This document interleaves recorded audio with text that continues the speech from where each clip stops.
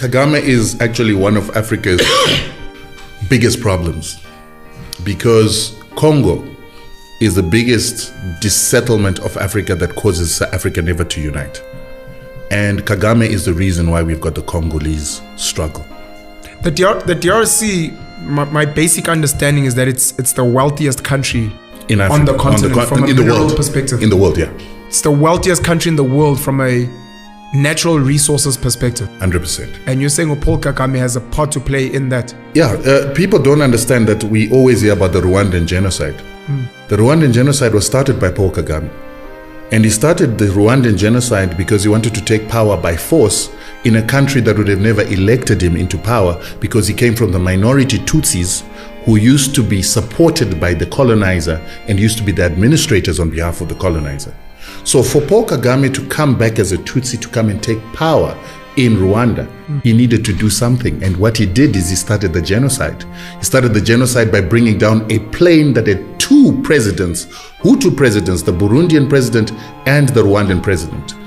Paul Kagame and his RFP forces shot down the plane when it was landing back in Rwanda from actually an AU meeting. And when that plane came down, then it inflamed the Hutu people who knew that they were RFP fighters who were trying to take power by force. And so they began to fight against Tutsi people who they felt wanted to come and take over power.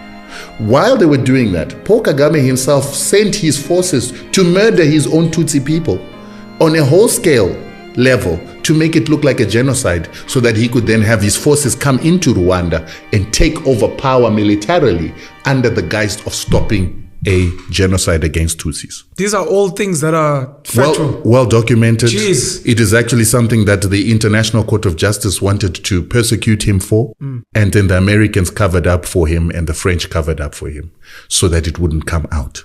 But Paul Kagame came into power by murdering his own people. Then when he did that, he then took Laurent Kabila, who was now living in Rwanda, to go and take over power from Mobutu Sese Seko. These are the leaders in the DRC. This was in the DRC. And the arrangement that he had with Mobutu is, once you're in power, you need to bring some of my own people into your system.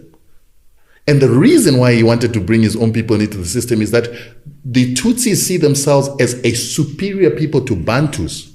And so they want to reinstitute